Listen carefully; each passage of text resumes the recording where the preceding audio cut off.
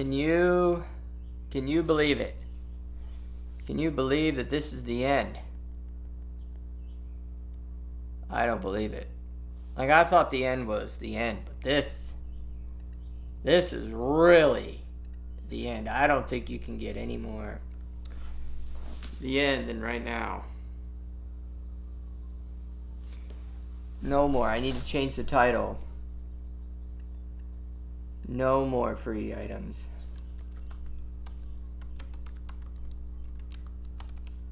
Free items left from the Bitbunker. Hi, Bitcoin Wisdom. Been a while since you've been here. So the heaviest things are definitely these power supplies, and you know, there was probably close to $400 in like shipping alone to get these from China. I remember like these things when I wrote them, they were like, I was like, dude, it's more expensive per unit to ship the unit than the unit itself. And, you know, the China guy was like, yeah, well, I mean, that's what we got, you know, I can't do anything about it. And I was like, what? So behind me is basically the final boxes. I'm gonna send. I had to get a JOB. I had to get a JOB. My bad. I don't know what I don't know what you mean. So I mean, basically, we still have some IB links,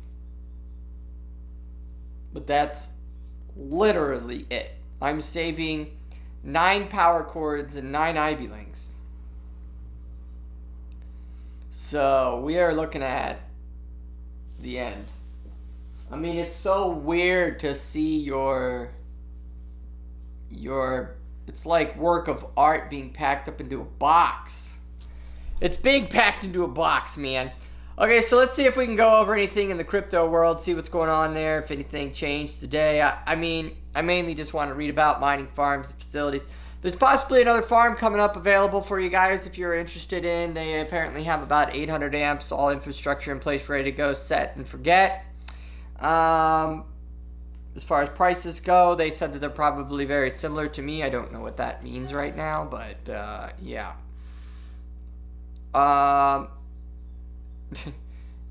Yeah, no. Are those 10 ASICs still available? Can they be used for Bitcoin? No, they cannot. They're IB links, and that means they're decred. All right, so yeah, basically, we'll see if there's anything going on in the Bitcoin news today. I'm going to click on my article here. Bitcoin police, Brazilian police catches illegal Bitcoin mining farm by chance. What? All right, how to use a quantum computer for Bitcoin mining? That would be an interesting one. That's probably boring. ASIC mining continues to be surprisingly profitable. Look at that. Fourth quarter for the full year of 2018, financial results for Fortress Technologies. Canadians, Quebec to maintain rates for digital cryptocurrency as demand grows. Thank you. Praise the Lord. Thank you, Quebec. Global Bitcoin mining machines market, industry analyst and share. Satoshi Nakamoto is mining cryptocurrency again. What? No, that would have been on top 5. That's like on 4th. Top CEO spurns both Bitcoin Cash SV takes Ripple roll. According to the latest trend, a Bitcoin miner market focus on leading manufacturers Bitmain. What is this? All right, most interesting one for the day. If it's real, it's probably not. Satoshi Nakamoto is mining cryptocurrency again. All right, for the past week, a unknown miner going by the name of Satoshi Nakamoto has been mining cryptocurrency again, but it's not Bitcoin. In fact, this Satoshi is currently controlled close to 40% of the Bitcoin Cash hash rate as per the data on CoinDance. That percentage is up from last week when they had the same miner, roughly 35%. Some have speculated that this is the beginning of the second chapter of the hash wars, a conflict that began last year during the Bitcoin Cash and SV hard fork. This theory suggests that Satoshi Nakamoto, currently mining Bitcoin Cash, is in fact Bitcoin SV leader and the prominent fake Satoshi, Craig S. Wright. Oh my. Alright, so around a week ago, an unknown miner calling himself Satoshi Nakamoto began hogging more than 35% of the hash rate. This is hilarious. This guy doesn't stop. So basically, it's coming back as unknown miner in the hash rate, and in the Coinbase text, he's putting himself as Satoshi. That should be like, that should be wrong. You shouldn't be allowed to use that word in mining anymore.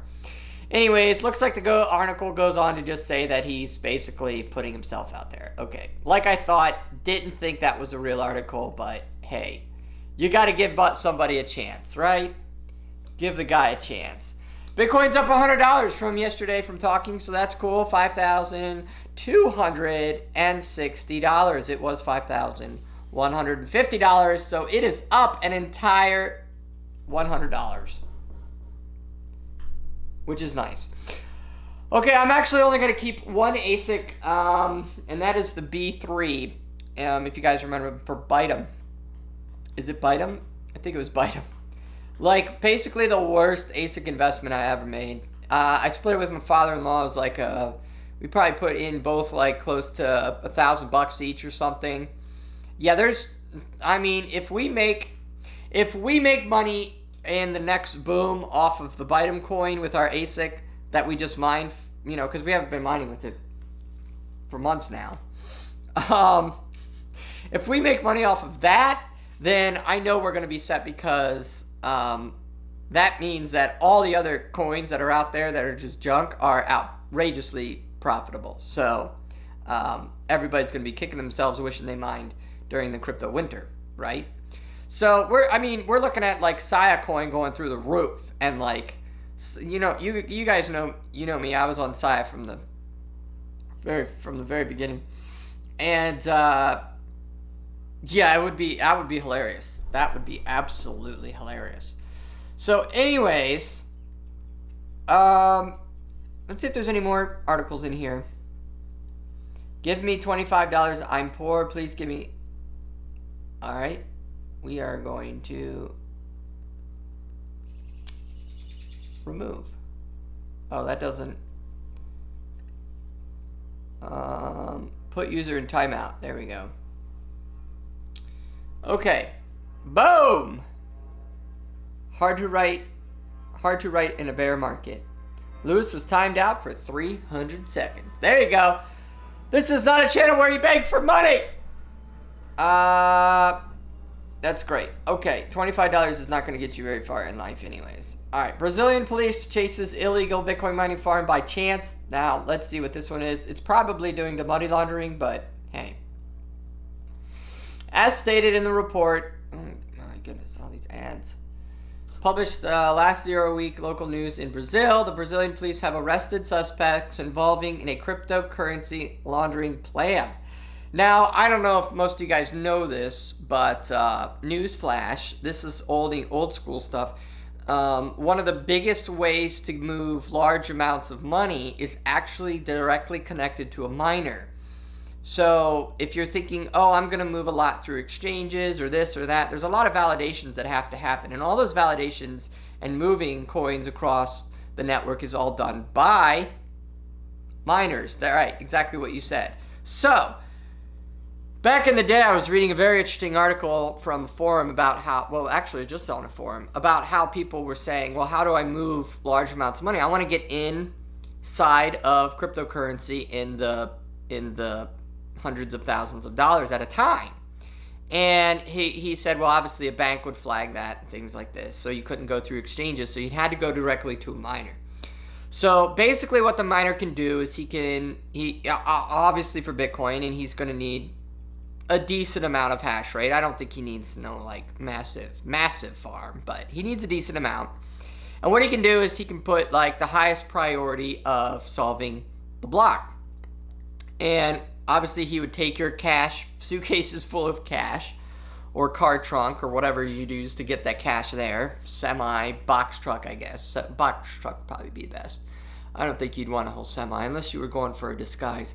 Anyway, so you pull it into his warehouse, you give him the cash, and then you put him in a private room, and you tell him to wait there while you then confirm the amount of coin into his private key or his wallet, which he would see on his phone or computer or whatever. So, you know, obviously this would be a very risky transaction, and you would probably have to have a very good trust relationship built with the individual that you're doing this with.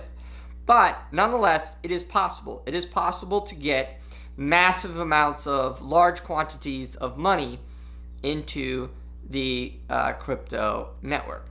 So the question is then, well, there's two ways. There's kind of two ways to do it. So directly through a miner, the miner would already have that Bitcoin in his wallet, and he would just exchange then directly. Well, instead of sending it through exchanges, when I'm saying the word exchange, I'm meaning between two parties. You could just directly deposit that into it.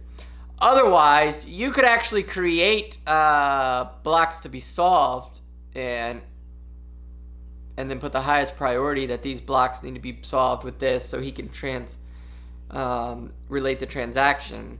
And then you're basically, then once you're in crypto, multiple forms of the network, it would take over. So I don't know if that's making any sense. I'm trying to make it sound good.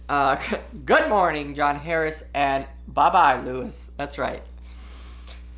So the point of the story is that it looks like some Brazilian police caught somebody basically doing that, only this guy wasn't doing it for legitimate purposes. Now, the word money laundering is, you know, I want to be legal here, right? But it's a very loose word, right? Basically, what was money laundering when our countries were founded today, it wasn't money laundering then, right? So you would move large amounts of money, whether that be via gold or silver or even cows, cattle, land, you name it. And there was sometimes never really any official documentation.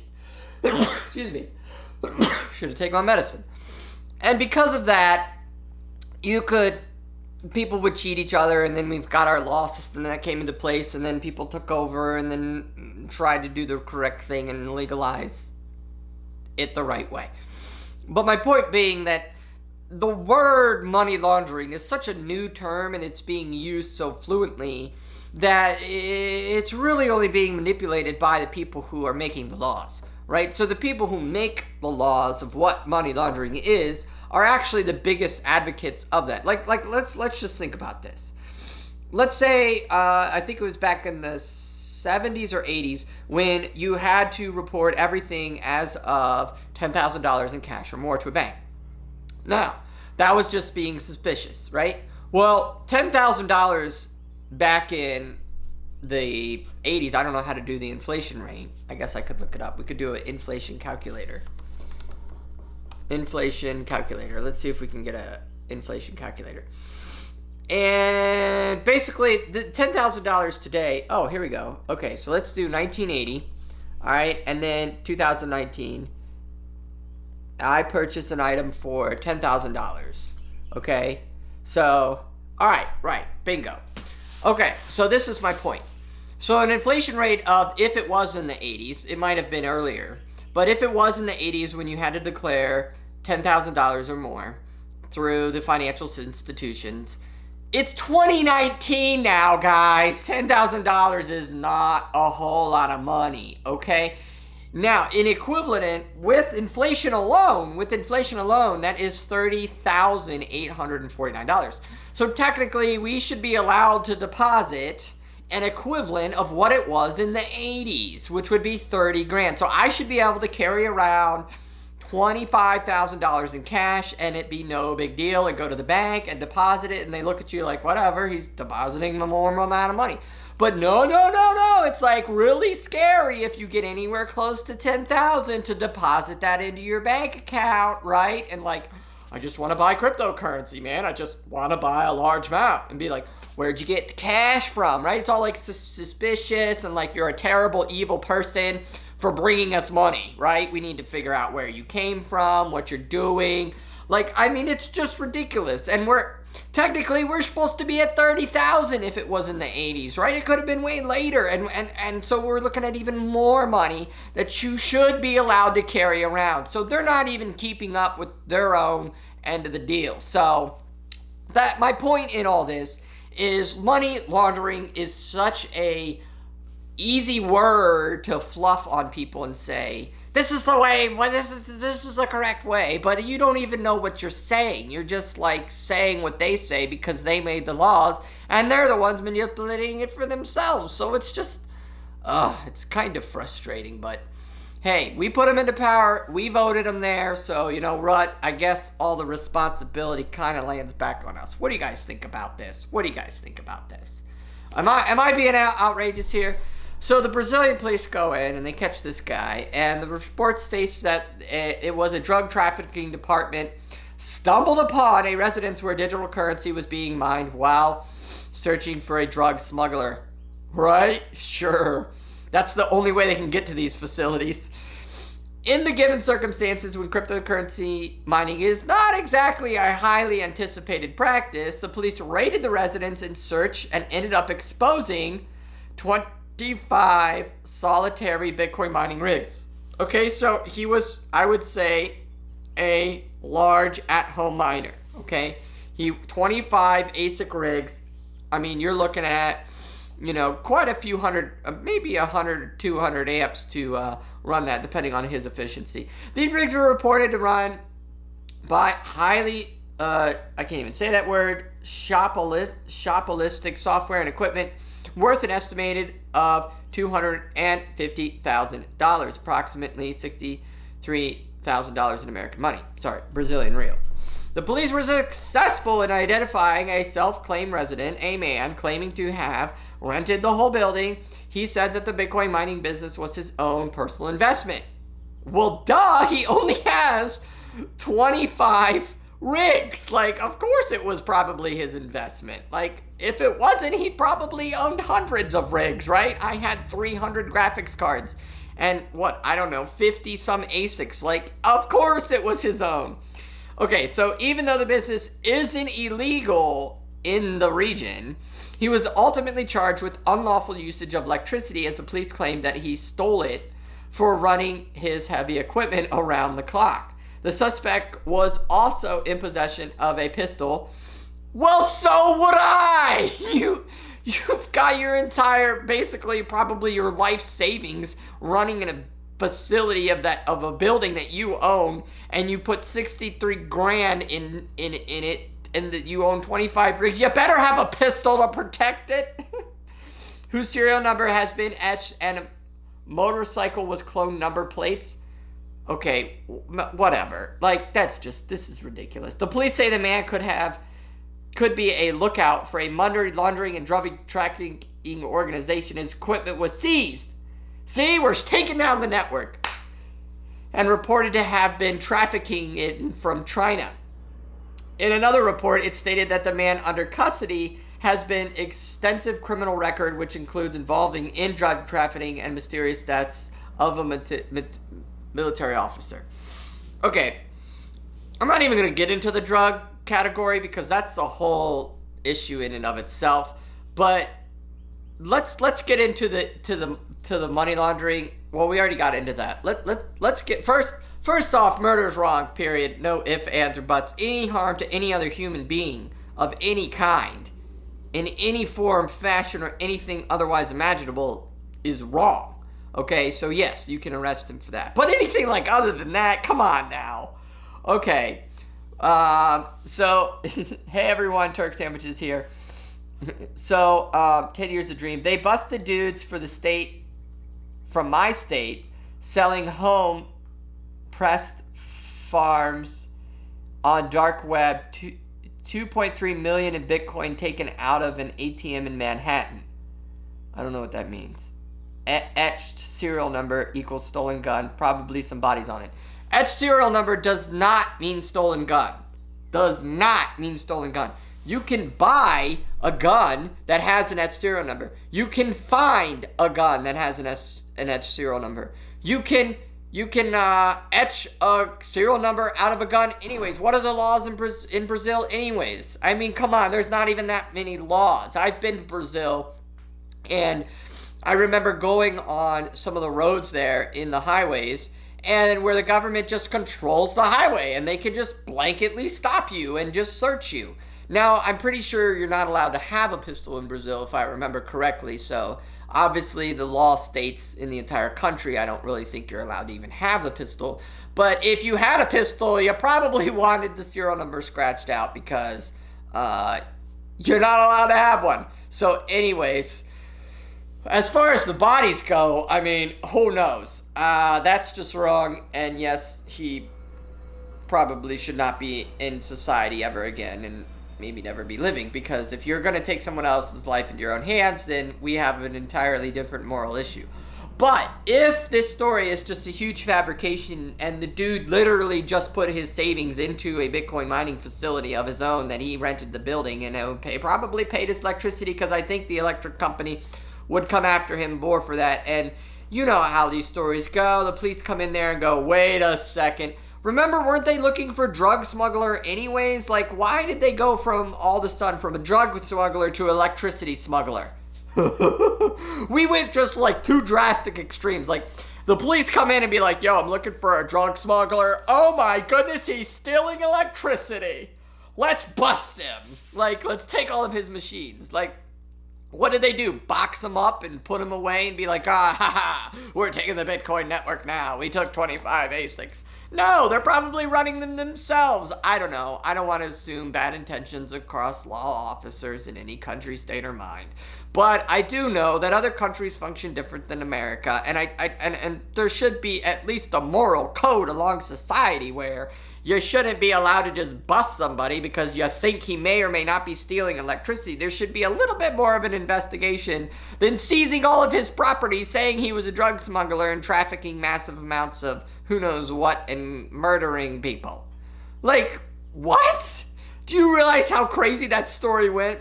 Seriously, think about it. We went from a drug smuggler to basically a drug serial murderer who steals electricity in Bitcoin. Oh, it's almost humorous. I mean, it almost could be a little TV show. I mean, really. I mean, anyways, I think he's saying farms equals pills. Oh, yeah, pills. They withdrew the Bitcoin from an ATM in Manhattan that did crypto US transactions. That's interesting. That's an interesting one. Alright, so anyways, guys, this is going to be a short one. This is the end. This is the end. If you guys want to know what the end looks like, this is the end. Basically, what we have here is the final amount. So there it is. Boxes, some monitors, some network switches. The final boxes, I've condensed it all into that. I'm gonna make it even smaller because I gotta ship all this, and it's over. It's over, guys.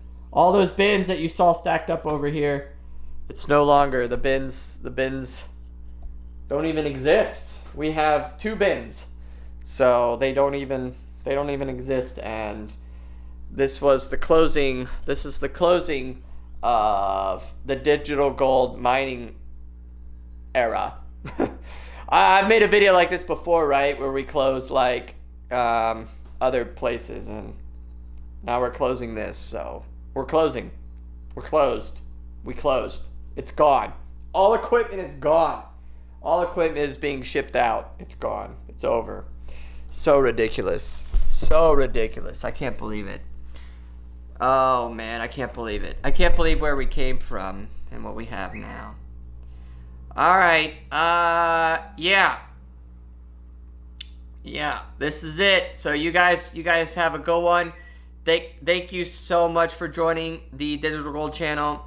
I'm gonna be honest. It's amazing to have 30 people, 200 people, some watch these videos, but until the next boom or something happens in mining, I don't really care about the price of Bitcoin or the markets. I don't care about exchanging large amounts of currency or day trading or, oh my goodness, the altcoin market is exploding. Like, guys, I really care about mining, and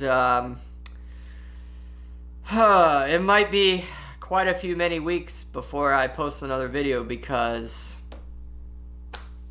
I don't have anything else. Like, this is it. So I hope this is not the last video of the channel.